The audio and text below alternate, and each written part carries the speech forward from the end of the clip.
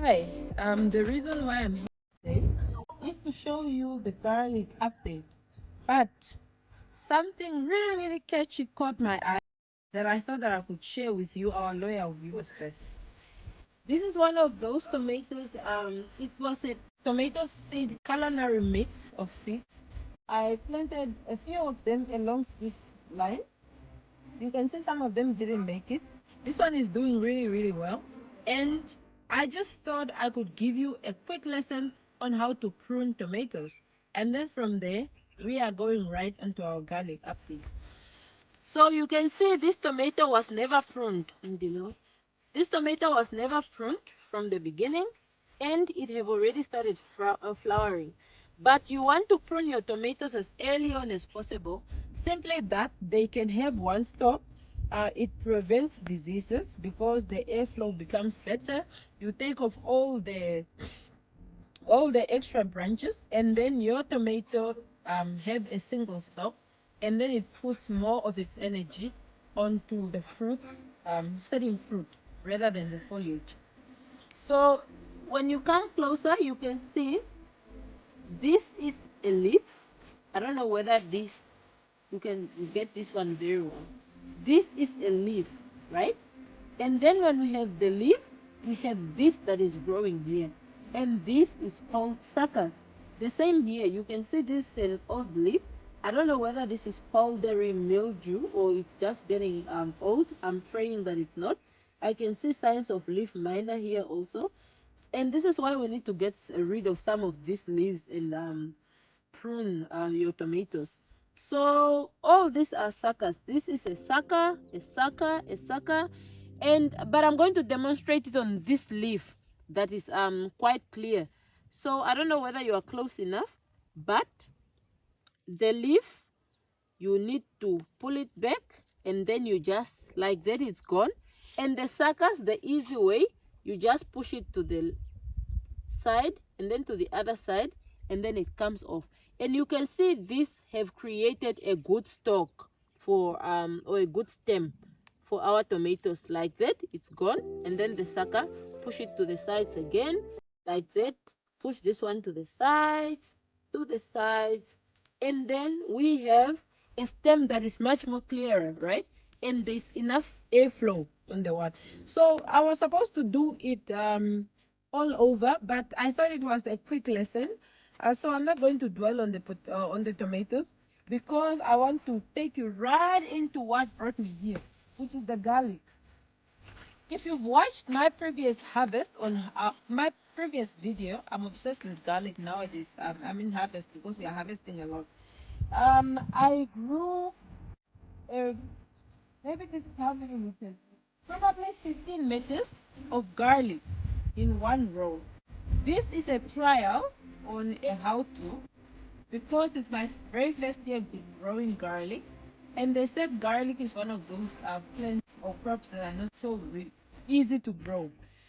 I made an experiment of vernalized garlic. If you don't know what vernalizing something is or garlic is, it's simply putting it into the freezer or the fridge compartment, keeping it cool for a certain number of weeks, and then you grow it.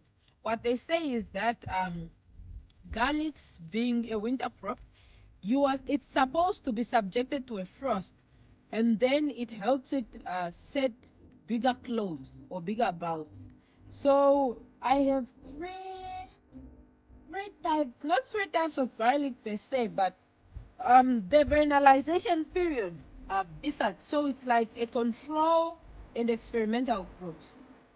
So this one was not vernalized. It have the best germination rate so far. You can see almost all my cells that are setting have germinated, and it looks quite good, right? So far. And you realize in the other video I spoke about mulching a lot.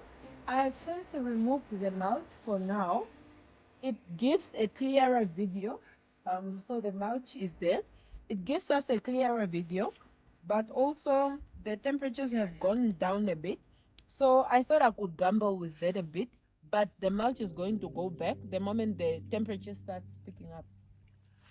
So this whole space and it's doing really, really well. Look at this one. It looks very healthy. It's doing quite well. And this is the garlic that was not vernalized. I took it straight from the informal market, and then I planted. I can see here is a space, so we lost a plant here. But you can see it's not a lot of spaces that we lost plants. Almost all of it have come up.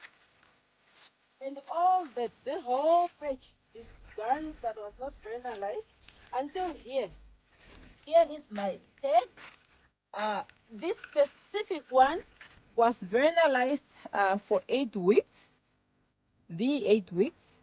And this is the one that we planted while it was already germinating. What was this here? We put it back. This one had already germinated by the time we planted it. So I thought it was going to get a head start. Nope. Wrong I was. I thought by now this plant would have been really big. But nope. They don't look good actually. Sorry. A lot of them seems like they are still struggling to establish themselves. And then there's a patch on this side.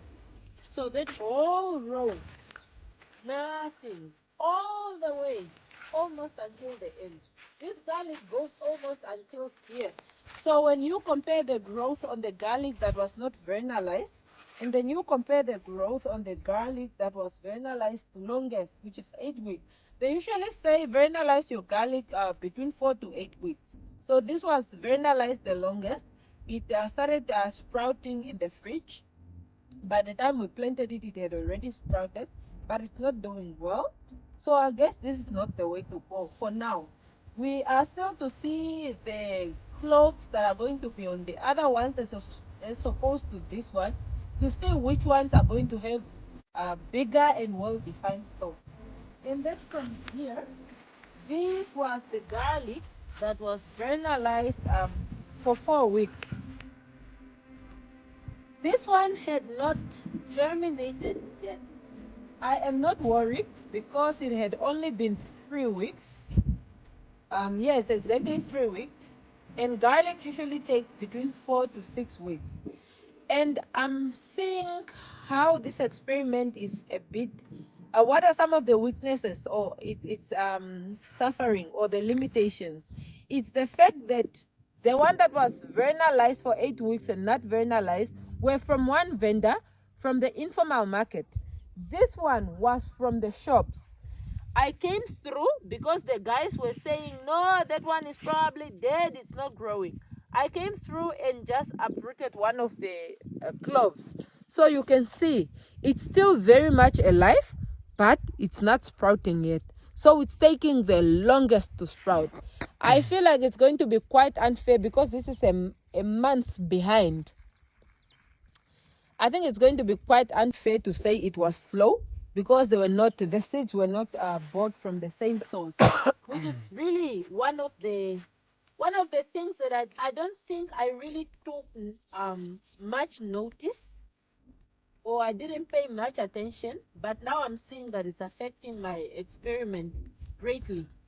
Next time I have to do this, I'm realizing I have to take the seeds from one vendor, or if it's the market, the formal market, it is. If it's the informal, it's the informal. But so the cloves are still in. That one goes until here where I put the stick. So it's quite a number of plants. I'm still having hope and faith that it's gonna come up and it's gonna do well for me. On this side, and some monodictoro peppers that were doing quite well, but I don't know what happened since they came here. It seems like they are struggling to thrive. Even here are tomatoes that are also struggling to thrive. But yeah, so that is our garlic update and a quick lesson on how to prune tomatoes. Thank you for being with me on this how-to video. I am going to take you along every single step of this garlic until our harvest, because I want us to learn together. I want us to harvest together and to taste this garlic that we have grown together.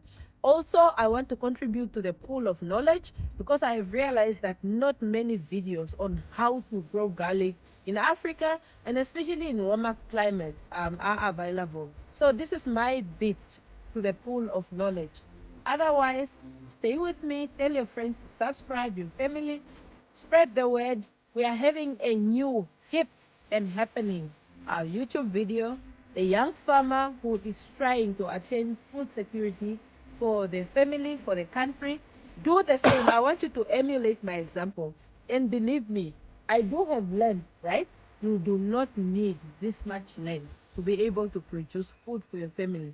You could do it on a backyard and still you will save a few dollars from the grocery store because you are going to grow organic food. And there's nothing as good as growing your own food. It tastes better to the palate too, and very, very good for your body.